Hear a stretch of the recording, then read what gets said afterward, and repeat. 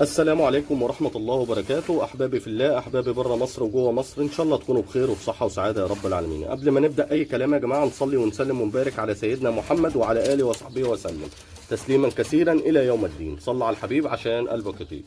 النهارده جايين بفيديو جميل يا جماعة، بربع كيلو رز زي كده وكيس ملح. إن شاء الله إن شاء الله هيبقى عندك إنتاج وسرعة بيض عند الحمام بطريقه سريعه جدا لو انت استخدمت الحاجات ديت. وهقول لك ايه فوائد الرز والملح للحمام، وبيساعدوا على زياده الانتاج بشكل سريع. ومهم جدا ان انت يا جماعه، فوائد الرز بتزود عنقود البيض عند فرد الحمام.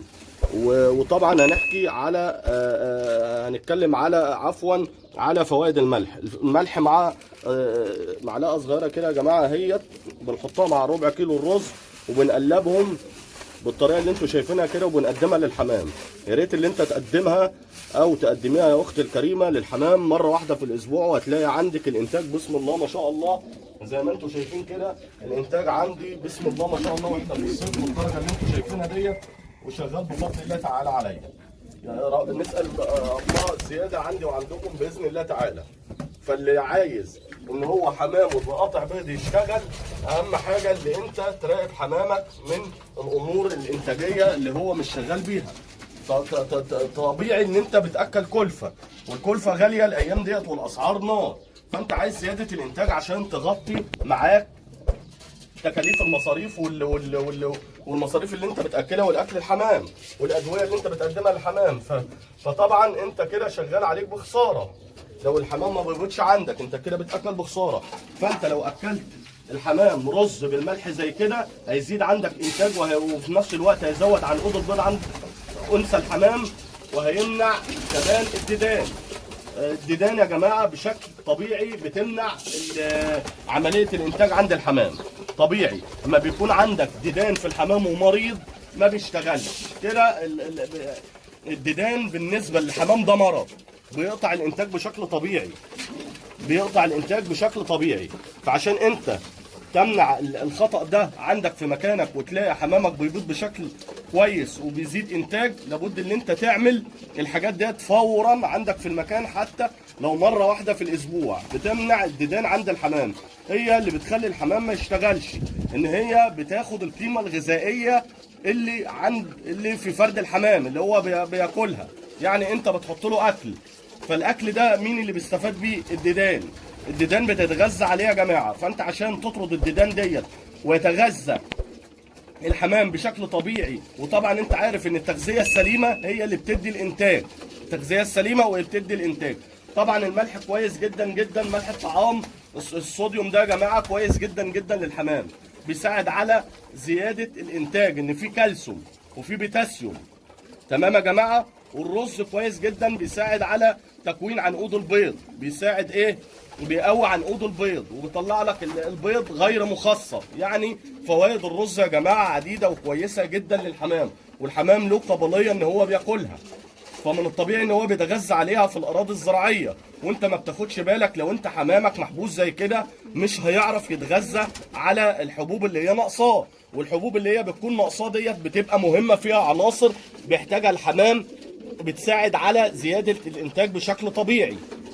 فانت لو مش موفرها له، حتى ان هو ما بياخدهاش من الاراضي الزراعيه وبيطلع يرزق من فضل الله من الحبوب اللي هو بيجمعها.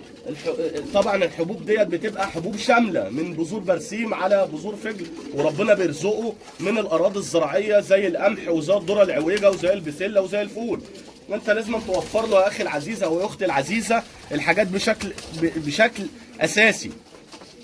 فطبعا الكلام ده مش كلامي، ده كلام علمي. احنا قلنا ان فوائد الرز مهمه جدا، هو بيستفاد بقى من الاراضي الزراعيه.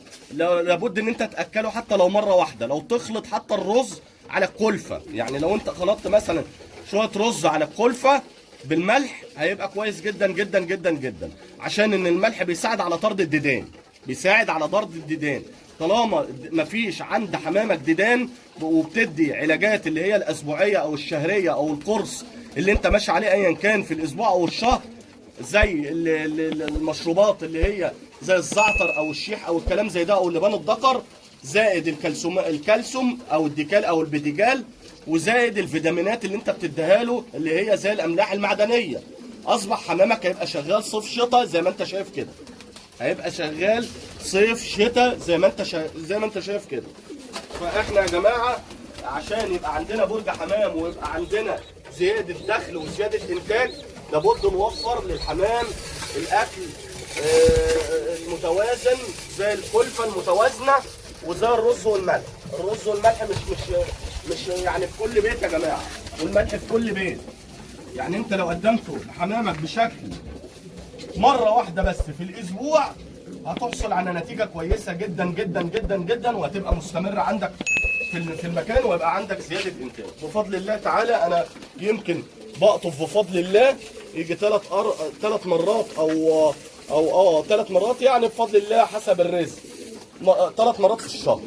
وبيبقى عندي دوره متواصله، زغاليل بتطلع، بيض بيبيض، وهكذا. وبقطف زغاليل، والزغاليل اللي بتكبر، وهكذا. بيبقى عندي دوره مستمره. فانت عشان يبقى عندك دوره مستمره لابد تعمل الكلام ده، وتوفر التحديق باستمرار قدام الحمام. زي ما انت شايف كده ان الحمام بيحب التحديق، واساسي بيبقى عنده. فكمان زائد التحديق وزائد الكالسيوم اللي انا بقول لك لازم تحطه زي الديكال او البيتيجال في الميه، عشان ده بيساعد على نسبه ارتفاع الكالسيوم عند فرد الحمام. طول ما الانثى عندها ارتفاع في الكالسيوم في جسمها بتحاول اللي هي بتنتج على طول باستمرار. اما لو في نقص عند النتايه كالسيوم ما بتبيضش، بتقطع عندك بيض. وهو ده اللي بيشتكي معظم الناس المربيين، اللي هي ما بتلاقيش عندها انتاج باستمرار. ما بتلاقيش عندك انتاج باستمرار يا اخي العزيز، عشان خاطر عندك نواقص بتبقى في فرد جسم الحمام، لازم تعوضها له بالامور اللي هي اساسيه احنا ماشيين عليها كمربي. مثلا مربي جيد، المربي الجيد يا جماعه بيبقى عارف الكورس اللي هو ماشي عليه، وبيبقى حافظ حمامه، من الناحيه الانتاجيه بيكون عايز ايه. ما بيسيبوش كده، ما بيبهملش، ما بيرمولوش الاكل ويروح نازل. لازم تصاحب حمامك وتشوف الحمام التعبان من الحمام السليم، وتحاول ان انت تعالج الحمام اللي هو مريض. تمام. وهو طبعا لما انت بتديله الحاجات ديت، الرز بالملح اساسي بيسهل وبينزل الديدان بشكل على طول. لو انت اديتها له مره واحده في الاسبوع واديتها له مره تاني اسبوع، هتلاقي عنده هتلاقي الحمام قطع الديدان من عنده بشكل نهائي، وهيستمر ان شاء الله في الانتاج عندك. ولا تنسونا بالاشتراك وتفعيل زر الجرس حتى يصلكم كل ما هو جديد من قناه ارنبكم وطيور الخير. وطبعا انا قدمت لكم معلومه وبشكل سريع، واسال الله التوفيق لي ولكم، والسلام عليكم ورحمه الله وبركاته.